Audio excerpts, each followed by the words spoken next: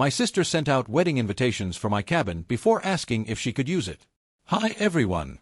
Today's story will blow your mind, but really quick, if you enjoy this content, hit that subscribe button. Channel's been a bit quiet lately, and your support keeps it all going. Let's jump in. Original post. I never thought I'd be writing one of these posts, but here I am at 35,000 feet somewhere over Kansas, using the in-flight Wi-Fi during my break to seek advice from internet strangers because I genuinely don't know what to do anymore. I'm Maya, 29F, and I've been a flight attendant for 7 years. It's demanding work with irregular schedules, but I love it. The travel, the people I meet, the freedom it gives me, it's everything I wanted when I left our small Colorado town after college. My younger sister Emma, 25F, took a different path. She stayed local, got her insurance license, and has been with her fiancé Jake since high school. We've always been different, but we used to be close. Everything changed when our grandmother passed away 18 months ago.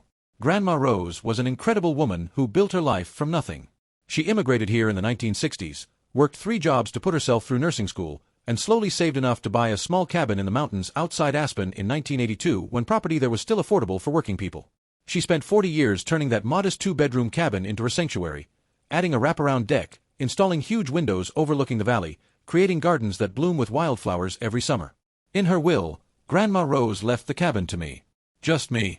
The letter she included explained that she'd watched me grow up feeling trapped in our small town, saw how I lit up when she took me to the cabin for our special weekends together, and wanted me to have a place that was truly mine, somewhere I could always return to between flights around the world. She left Emma her jewelry collection and $50,000. Not insignificant gifts by any means. At first, Emma seemed fine with it. She even said it made sense since I was single and needed somewhere to land, while she and Jake were buying their own place. But 6 months ago, when Jake proposed, everything shifted. Suddenly, Emma was obsessed with having a rustic mountain wedding at our family cabin. She started sending me Pinterest boards filled with fairy lights strung between aspens, ceremonies on the deck at sunset, reception tents in the meadow below. I tried to be supportive while setting boundaries. I told her she could use the cabin for the wedding weekend, but I'd need to be there to manage things since I knew the property's quirks, the temperamental water heater, the generator that needs specific handling, the local wildlife that gets aggressive if food isn't properly stored. She seemed thrilled and grateful. But then the requests started escalating. First, she wanted the entire week before the wedding for preparation and relaxation. Then she needed the week after for recovery. Then she mentioned how perfect it would be to return every anniversary to where their marriage began. Last week, she actually used the phrase anniversary claiming rights, and suggested I block out the 3rd week of September every year in perpetuity so she and Jake could have exclusive access. When I gently pushed back, reminding her that I can barely use the cabin myself with my flight schedule and sometimes rent it out to help with maintenance costs, she accused me of being selfish. "You're never even there," she said. "Jake and I would actually use it and create memories. Grandma Rose would want the family to enjoy it together." The family pressure started immediately. My mother, who's always had a soft spot for Emma as the baby, thinks I'm being unnecessarily difficult. She keeps saying things like, "family shares," and "your grandmother would be heartbroken to see you girls fighting over her gift." My father stays quiet but gives me these disappointed looks. Emma's been telling extended family that I'm hoarding the cabin out of spite. The thing is, I do use the cabin. Not often, granted, maybe 5 or 6 times a year when my schedule allows. But those visits are sacred to me. After weeks of dealing with demanding passengers, delayed flights, and living out of crew crash pads, I need that silence. I'll drive up late at night after landing at Denver, arrive at 2 in the morning, and just sit on the deck listening to absolutely nothing but wind through pines. It's the only place where I can fully decompress. I also rent it out occasionally through a property management company, maybe 30 weeks a year, which covers maintenance, property taxes, and gives me a small cushion for repairs. The cabin is 40 years old. Things break constantly. Last year alone, I had to replace the roof, update the septic system, and deal with significant water damage from frozen pipes. Emma has no idea about any of this because I've never wanted to burden her with the financial reality of property ownership. But here's what really bothers me: the entitlement. Emma's never once offered to help with maintenance costs, never asked about the property taxes, never volunteered to drive up and check on things when I'm flying international routes for weeks at a time. She just assumes that because we're family, she has some claim to the space. And now she's weaponizing the entire family against me. My coworker, Marcus, who's been flying for 15 years, told me during our last trip that this is exactly how family property disputes destroy relationships. He watched his own family implode over a beach house. Give an inch, they'll take the whole runway, he said. But it's easy for him to say. He's an only child. I love my sister. I want her to have a beautiful wedding. But I'm terrified that if I give in now, I'll lose the only thing my grandmother specifically wanted me to have. Am I being selfish? Should family trump personal boundaries? How do I navigate this without destroying our relationship entirely? I have 3 days off coming up, and Emma wants to drive up to the cabin together to plan the wedding properly. I'm dreading it. Part of me wants to just hand her the keys and walk away from the whole mess, but I can hear Grandma Rose's voice in my head saying, Maya, honey, never give up something you love to keep someone else happy. They'll just find something else to be unhappy about. Update 1, 2 weeks later. Thank you to everyone who responded to my original post. I read every single comment during my layover in Chicago, and many of you gave me the courage I needed to have a difficult conversation with Marcus, my colleague who'd mentioned his own family property situation. We were working a red-eye from LAX to JFK last week, and during the quiet hours when most passengers were sleeping, I finally asked him for the full story. What he told me changed everything. Marcus inherited a beach house in Outer Banks from his uncle 12 years ago. Like my situation, it was specifically left to him, not his siblings. His uncle was a pilot too, understood the need for a retreat, and wanted Marcus to have that sanctuary. At first, Marcus tried to be the good son. He let his parents use it whenever, gave his siblings keys, allowed extended family to book weeks throughout the summer. Within 3 years, Marcus told me, pouring himself coffee in the galley, I couldn't book a single weekend for myself during peak season. My sister had claimed 4th of July week as tradition. My brother took the last 2 weeks of August for his kids' back-to-school vacation. My parents acted like they owned it, even started making renovations without asking me. The breaking point came when he arrived for a rare weekend off to find his brother had listed the property on Airbnb without telling him. The brother kept all the profits, claiming he was helping maximize the asset, and that Marcus owed the family for all their support over the years. When Marcus tried to set boundaries, the family turned on him exactly as mine is doing now, calling him selfish, saying the uncle would be disappointed, weaponizing every family gathering to make him the villain. I ended up selling it, Marcus said quietly. Lost my sanctuary, damaged every family relationship, and they still blamed me for taking away the family beach house. The money I got from the sale? They expected me to split that too. His story hit me like turbulence I didn't see coming. I realized I was standing at the exact same crossroads, and I could see exactly where my current path would lead. That night, I couldn't sleep despite my exhaustion. I kept thinking about Grandma Rose, how she'd worked so hard for that cabin, how deliberately she'd chosen to leave it to just me. I decided to review her letter again, the one that came with the will. I'd only read it once before, too emotional at the time to really absorb it. But there was a paragraph I'd forgotten. My darling Maya, I know your family will have opinions about this decision. They always do. But I've watched you your whole life, always putting others first, always trying to keep the peace. This cabin is my gift to you, not to share, not to manage for others, but to own completely. You need one place in this world that is entirely yours, where you don't have to negotiate or compromise. Don't let anyone, not even Emma, make you feel guilty for accepting this gift. I chose you specifically because I know you'll treasure and maintain it, not just use it. I called my best friend Sophia, who's also a flight attendant but works for a different airline. She reminded me of something important. Maya, you've been subsidizing Emma's life emotionally for years.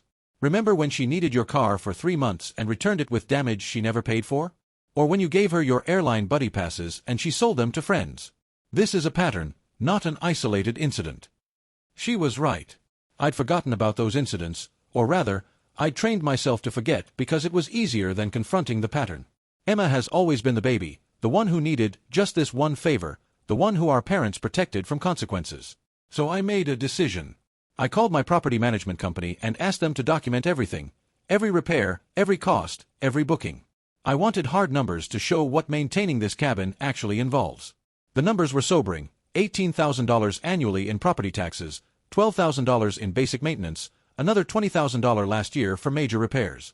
The rental income barely covers these costs. Then I did something Marcus suggested. I consulted a lawyer. Not to take action against my family, but to understand my rights and options. The lawyer, Jennifer, was incredibly helpful.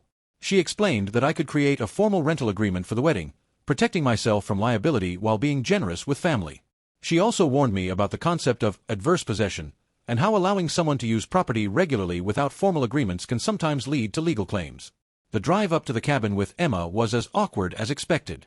She spent the entire 3 hours showing me Pinterest boards, discussing where the dance floor would go, debating color schemes. She'd already told several vendors that the venue was confirmed, even sent save the dates with the cabin's address. When we arrived, she immediately started directing an imaginary wedding. The ceremony will be here on the deck, cocktails down by the fire pit, then everyone moves to the meadow for dinner and dancing. She'd clearly been planning this for months, probably since before she was even engaged. I let her finish her visualization before sitting her down on the deck, the same deck where Grandma Rose and I used to watch sunsets together. I pulled out the documentation I'd prepared, the maintenance costs, the tax bills, the repair invoices. "Emma," I said, keeping my voice steady despite my shaking hands, "before we go any further with wedding planning, we need to discuss the reality of this property." Her face immediately shifted to defensive mode. "Are you seriously going to charge me to use our grandmother's cabin for my wedding?" "It's not our grandmother's cabin anymore," I replied. "It's mine. She left it to me with the expectation that I would maintain and preserve it. Do you have any idea what that costs?" I showed her the numbers. Her eyes widened at the property tax bill alone. I explained the septic system maintenance, the roof replacement, the constant upkeep required for a mountain property. Then I showed her my flight schedule, how I'd specifically bid for certain routes to have long enough breaks to drive up here, how I'd sacrificed better-paying international routes to stay closer to Colorado. "I had no idea," she said quietly, but then her defensiveness returned. "But you rent it out. You make money from it." I showed her those numbers too, how the rental income barely covered costs, how I was essentially breaking even while carrying all the risk and responsibility. I explained how I'd never taken a vacation anywhere else because all my money and time went into maintaining this place. "I'm happy to let you have your wedding here," I said finally. "But it needs to be on realistic terms. You can have the weekend of the wedding. I'll be here to manage the property because I know its systems. If you want to book additional time, you'll need to pay the same rate I charge through the management company. And this idea of annual anniversary claims? That's not happening." Emma exploded. She accused me of being materialistic, of putting money before family, of disrespecting Grandma Rose's memory. She said I was jealous of her happiness, bitter about being single, trying to sabotage her wedding. The accusations came fast and sharp, each one designed to wound. But Marcus's story had prepared me for this. I stayed calm and repeated my boundaries. Wedding weekend, yes, with me present. Everything else would need to be negotiated and paid for like any other rental. Emma stormed off to the guest room and spent the evening making tearful phone calls to our parents, Jake, and apparently every mutual friend we have. My phone started lighting up with messages ranging from, "How could you?" to "Emma's devastated," to "Just give her what she wants." But I'm holding firm. Tomorrow, I'm driving back to Denver alone. Emma called Jake to come get her tonight. I'm sure I'll face more family pressure, but something shifted in me during that conversation with Marcus. I finally understood that giving in wouldn't solve anything. It would just establish that my boundaries are negotiable. Update 2, 6 weeks later. The last 6 weeks have been a masterclass in family manipulation, but also in personal growth and unexpected support. After Emma's dramatic exit from the cabin, I assumed things would escalate quickly. I was right. Within 48 hours, my mother had called an emergency family meeting. I was flying a sequence to Miami and back, so I attended via FaceTime during my layover. The ambush was coordinated and thorough. Emma had prepared a presentation, an actual PowerPoint, about family values and sharing blessings. She'd calculated the hours I spent at the cabin annually, grossly underestimated, versus the time it sat empty and unused, ignoring rentals. She'd even included photos of Grandma Rose at various family gatherings, emphasizing how much family meant to her. My father, who usually stays neutral, surprised me by speaking up. "Emma, did you prepare a presentation about the $50,000 Mom left you? About how you're sharing that blessing?" Emma's face went red. "That's different. That's money. Which you used for your new car," my father continued. "A car you don't let Maya borrow when she's in town, if I recall correctly." It was the first time I'd ever heard my father defend my position, and it changed the entire dynamic of the conversation. My mother tried to salvage Emma's argument, but my father asked a simple question. If Mom wanted Emma to have the cabin, wouldn't she have left it to Emma? The meeting ended without resolution, but the tide had shifted slightly. Emma's victim narrative was harder to maintain when someone besides me was questioning it. 2 days later, while working a flight to Seattle, Marcus introduced me to Captain Patricia Chen, who'd been flying for 30 years and had her own relevant experience. During our break, she shared how her family had tried to claim ownership of her deceased mother's house through emotional manipulation and eventually through legal channels. "Document everything," Patricia advised. Every text, every email, every conversation. Not because you're planning to sue, but because people rewrite history when money and property are involved. She was prophetic. Within a week, Emma started telling people I'd promised her the cabin for her wedding months ago, that I was reneging on a verbal agreement. She conveniently forgot to mention this promise had been entirely in her imagination. Thank God I'd saved every text message between us. The situation took an unexpected turn when Jake, Emma's fiancé, reached out to me privately. We met for coffee when I had a day off, and he was surprisingly reasonable. I need you to know I had no idea about the costs involved with the cabin, he said. Emma made it sound like you just inherited this free asset that you were hoarding. She never mentioned the taxes or maintenance. He'd done his own research after our confrontation at the cabin. As someone who works in construction, he understood property maintenance better than Emma. He'd even driven up to the cabin himself to look at it with a professional eye and was shocked at how much work I'd put into it. That new roof alone must have cost 20 grand, he said. The deck renovation, the updated windows. Maya, you've easily put 6 figures into that place since your grandmother passed. I showed him my actual documentation, not to prove a point but because he genuinely wanted to understand. His face grew increasingly serious as he reviewed the numbers. Emma's been planning this wedding in her head since we were in high school, he admitted. The cabin became part of that fantasy the moment your grandmother passed. I don't think she ever considered it as real property with real costs, just as a backdrop for her perfect day. Jake promised to talk to Emma, but warned me that she'd dug herself in so deep with friends and family that backing down would be humiliating for her. He was right. Emma doubled down, now claiming that I'd turned Jake against her and was trying to destroy her relationship. Meanwhile, I'd been working with Jennifer, the lawyer, to create a formal rental agreement for the wedding weekend. It was more than fair, family discount on the rental rate, but with clear terms about liability, occupancy limits, and my role as property manager during the event. I sent it to Emma and Jake with a deadline to sign and return it. Emma posted a passive-aggressive Facebook status about family members who choose money over love that got dozens of sympathetic comments from people who didn't know the full story. I didn't engage, but I did notice that several mutual friends reached out to me privately to say they suspected there was more to the story. My colleague Sophia proved to be my rock during this time. She reminded me that I'd been essentially managing 2 full-time jobs, my flying career and property management, while Emma had been planning her dream wedding on my dime. She also pointed out something I hadn't considered. Emma's insurance job meant she understood contracts and liability better than most. Her refusal to sign a simple rental agreement was telling. 3 weeks before the proposed wedding date, things came to a head. Emma and my mother showed up at my crash pad in Denver unannounced. They'd brought printed emails from wedding vendors showing deposits paid, arrangements made, all assuming the cabin venue was confirmed. "You're going to ruin my wedding," Emma sobbed. "Everyone knows it's at the cabin. The invitations are sent. The photographers have scouted locations. Please, Maya, just this once, put family first." I looked at the vendor contracts she'd brought. The amounts were staggering. She'd booked for 150 guests, multiple tents, a full catering setup, a dance floor in the meadow. The infrastructure requirements alone would damage the property significantly. "Emma," I said carefully, "the septic system can't handle 150 people. The meadow has underground irrigation lines that can't support a dance floor. The generator can't power the lighting and sound system you've ordered. You're planning a wedding the property physically cannot accommodate." My mother accused me of making excuses, but I pulled up the septic system specifications on my phone. The cabin was designed for a maximum of 8 people. Even with rental facilities, 150 people would be a disaster waiting to happen. That's when Jake arrived. He'd been looking for Emma and seemed frustrated. "You didn't tell me you'd already paid deposits," he said to her. "We agreed to wait until the venue was confirmed." The truth emerged in pieces. Emma had been using their wedding savings to pay deposits without Jake's knowledge, absolutely certain I would cave to family pressure. She'd told vendors the venue was her family estate, implying she had authority she didn't possess. Jake looked at me, then at Emma. "We need to postpone the wedding. This isn't how we should start our marriage, with lies and family drama." Emma turned on both of us then, accusing me of poisoning Jake against her, of being jealous, of wanting her to be miserable.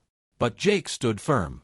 He'd seen the manipulation clearly and wasn't willing to build their marriage on a foundation of deception and entitlement.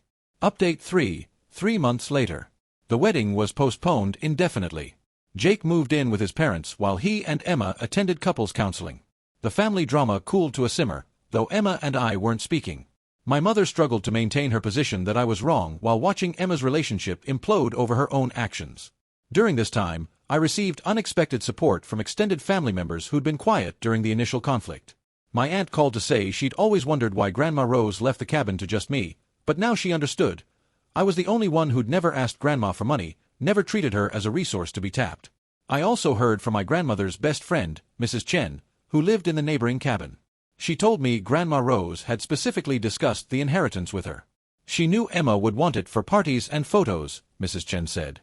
But she knew you'd want it for peace. That's why she chose you. Jake reached out occasionally with updates. The counseling was revealing deep issues in their relationship. Emma's need to project a perfect image, her tendency to make unilateral decisions, her difficulty with boundaries. He was grateful, in a way, that the cabin situation had exposed these problems before marriage rather than after. Then, 2 months ago, something shifted. Emma called me, her voice different, smaller, more genuine than I'd heard in years. "I need to apologize," she said. "Not to get the cabin, not to fix things with Jake, but because I've been terrible to you." She'd been doing individual therapy alongside couples counseling. Her therapist had asked her to examine why the cabin wedding had become so important, and Emma had finally confronted the truth. "It was never about the wedding," she admitted. "It was about the image. I wanted the perfect Instagram wedding, the Pinterest boards come to life. I wanted people to be jealous of my perfect mountain venue. I never once thought about what it meant to you or what Grandma Rose wanted." We talked for 3 hours that night. Emma revealed that she'd felt overshadowed by me her whole life. My independence, my travels, my career that seemed glamorous from the outside. The cabin wedding had become a way to finally have something more impressive than what I had. "I turned into someone I don't recognize," she said. "I lied to Jake, manipulated our parents, tried to destroy your reputation. Over what? A backdrop for photos." Her apology was genuine, but I wasn't ready to fully trust it yet. Too much had happened, too much had been said. But I agreed to meet her for coffee the next time I was in town. That coffee turned into a long conversation about our grandmother. Emma admitted she'd never spent much one-on-one time with Grandma Rose, always too busy with friends or Jake to accept invitations to the cabin. She'd seen it as an old lady's boring retreat rather than the sanctuary it actually was. "I'm jealous of your memories with her," Emma confessed. "You have all these stories about watching sunsets, learning to garden, cooking together. I have nothing. And instead of grieving that loss, I tried to steal the physical reminder of a relationship I never built." Jake joined us eventually. They'd been working through their issues and had decided to have a small wedding, just immediate family and close friends, at our childhood church in town. No Instagram photographers, no Pinterest boards, just a simple ceremony focused on their commitment to each other. "The cabin situation saved us," Jake said. "If we'd had that big production wedding, we'd have been so focused on performing for everyone else that we'd have missed the point entirely." Update 4, 6 months later. As I write this, I'm sitting on the deck of the cabin, watching the sunrise paint the mountains gold. But I'm not alone. Emma is in the kitchen making coffee, the same way Grandma Rose taught me years ago. This is our third sisters' retreat since the reconciliation, and it's become something I treasure. The journey to get here wasn't smooth. After Emma's apology and their decision to have a simple wedding, there were still months of rebuilding trust. I attended their wedding, a beautiful, intimate ceremony with just 30 guests. Emma wore Grandma Rose's simple wedding dress, altered to fit her. There were no photographers beyond a friend with a good camera, no elaborate decorations, just two people promising to love each other. During the reception, Emma gave a speech that surprised everyone. She thanked me publicly for holding firm on my boundaries, for preventing her from turning the most important day of my life into a social media performance. She acknowledged that her obsession with the perfect venue had nearly cost her both her relationship with Jake and her relationship with me. A month after the wedding, I invited Emma and Jake to the cabin for a weekend. Not for a celebration or event, just to experience what the place actually meant to me. We arrived as the sun was setting, and I watched Emma really see the cabin for the first time, not as a venue or backdrop, but as Grandma Rose's sanctuary. That weekend, I taught her the cabin's rhythms. How to light the temperamental water heater, where to find the best cell signal, which boards on the deck creaked and why Grandma refused to fix them. "They're talking," she used to say. We spent hours looking through Grandma's photo albums I kept there, seeing pictures of the cabin's evolution over 40 years. "I understand now," Emma said on our last morning. "This isn't just property. It's her life's work, her peace, her gift to you. I tried to take something I had no right to claim." Jake spent the weekend fixing small things around the property without being asked, tightening loose railings, adjusting sticky windows. He understood craftsmanship and respected what I'd invested in maintaining the place. Before they left, he handed me a check. For the deposits Emma paid without telling me, he explained. We got most of them back, but I want to contribute something toward the cabin's maintenance. Consider it long overdue rent for all the times you've helped Emma over the years. I tried to refuse, but Jake insisted. Let us contribute to something that matters to you, the way you've contributed to our lives. The real breakthrough came when Emma asked if she could come back, alone.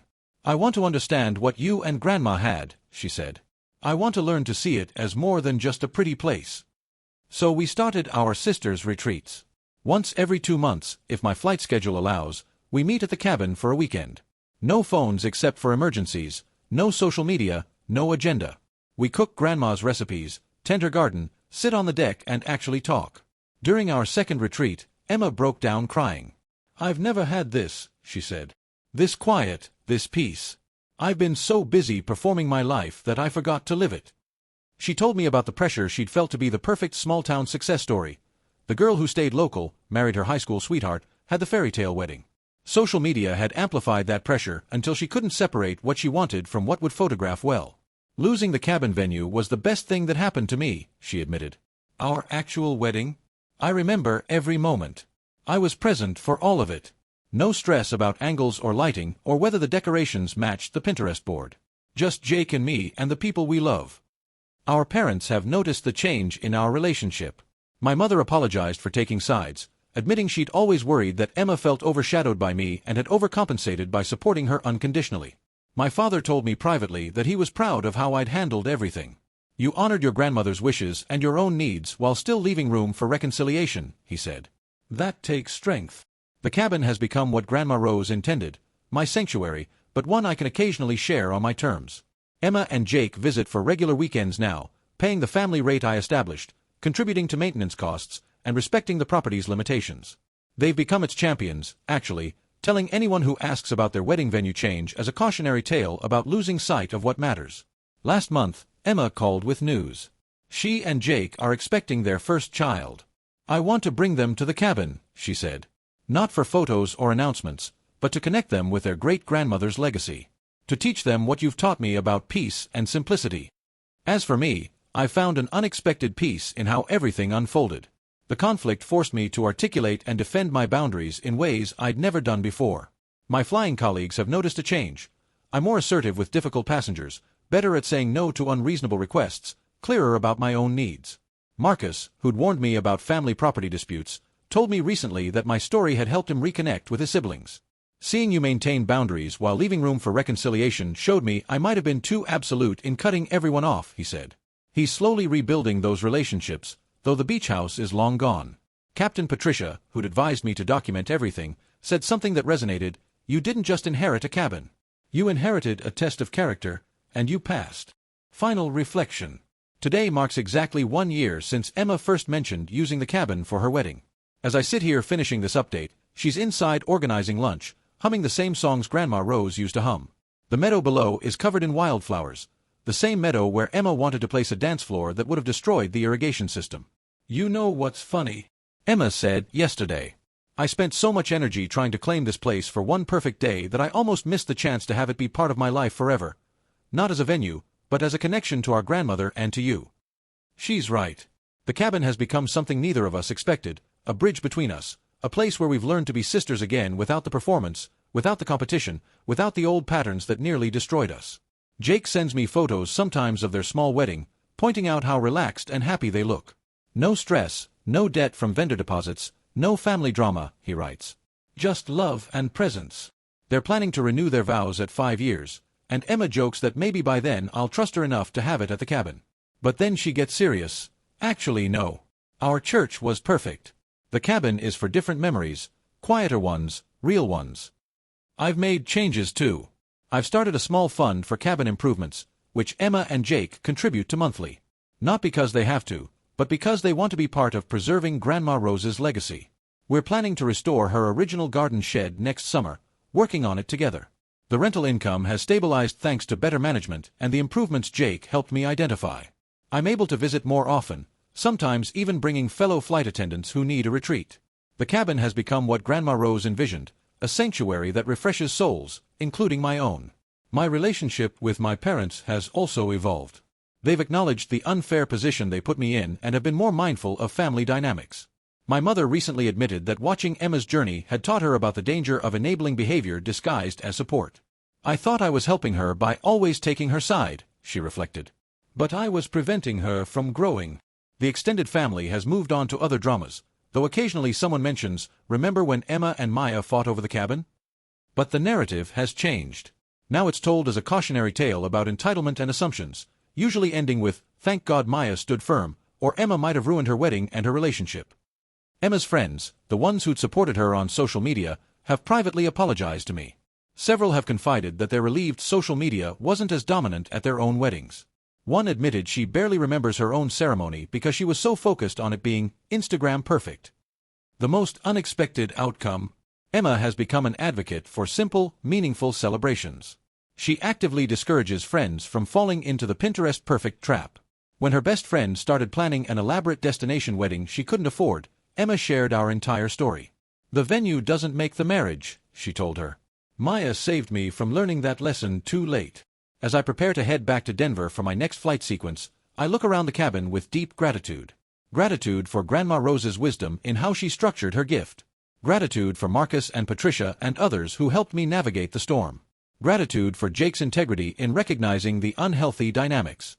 And yes, gratitude for Emma's eventual willingness to confront her own motivations and change. The cabin stands as it has for 40 years, modest, peaceful, surrounded by aspens and wildflowers. It's not the backdrop for a performative wedding, but something far more valuable, a testament to boundaries held with love, relationships rebuilt with honesty, and the wisdom of a grandmother who knew exactly what she was doing when she left it to just one granddaughter. Emma just called out that coffee's ready, made with Grandma's old percolator that takes forever but makes the best coffee either of us has ever tasted. We'll sit on the deck, watching the mountains wake up, not talking much. No phones, no photos, no documentation of the moment. Just two sisters who nearly lost each other over a piece of property, finding their way back through the very thing that almost tore them apart. The cabin isn't just my inheritance anymore.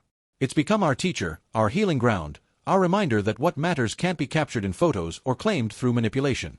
It can only be received with gratitude, maintained with respect, and shared with wisdom. Grandma Rose, I think, would be proud.